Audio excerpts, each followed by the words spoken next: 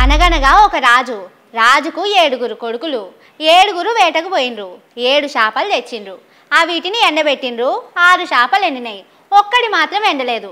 చేప ఎందుకు ఎండలేదని అడిగితే గడ్డిమోపు అడ్డం వచ్చిందని చెప్పింది. గడ్డిమోపు ఎందుకు అడ్డం వచ్చినవంటే ఆవు మెయ్యలేదని చెప్పిందట. ఈ కథ అందరికీ ఎరికే కదా. మరి ఇప్పుడు ఈ కథ ఎందుకు చెప్తుందంటే దేశంలో కాంగ్రెస్ పార్టీ తరహా 7 చేపల కథ చెప్పినట్టే ఉన్నది.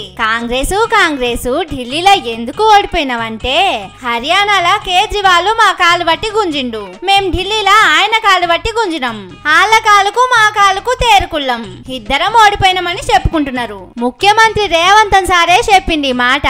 కావాలనే ఢిల్లీలో షీపురు పార్టీని ఓడగొట్టినమని చెప్పిండు. అంటే కావాల్సుకునే షీపురు పార్టీని ఓడగొట్టి బీజేపీని గెలిపించినట్టే కదా. మరి బయటికేమో మేము బీజేపీ మీద కొట్లాడుతున్నామని చెప్పుకుంటారు. ఇంకో దిక్కేమో ఇట్లా ఆళ్ళ కాళ్ళు ఈళ్ళ కాళ్ళు గుంజుతున్నారు. వాళ్ళు మునుగుడే కాదు పక్కలున్నోళ్ళను కూడా గుంజుకపోయి ముంచుతున్నారు. అన్ని ఇడిచిపెట్టి మందిని ముంచే కార్యంలోనే మునిగి తేల్తా అంటే బీజేపీతోని ఎప్పుడు కొట్లాడతారు, ఎట్లా కొట్లాడతారు?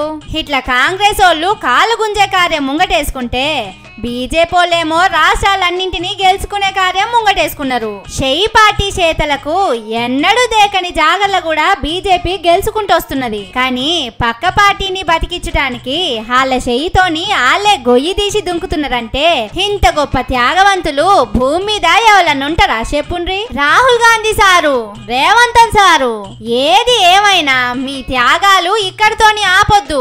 దేశంలో మీ పార్టీ అధికారంలో ఉన్న రాష్ట్రాలు వేరే పార్టీలు అధికారంలో ఉన్న రాష్ట్రాలన్నీ తీసుకుపోయి బీజేపీకి అప్పచెప్పేదాకా వెనకడుగు అస్సలే వేయకుండ్రి.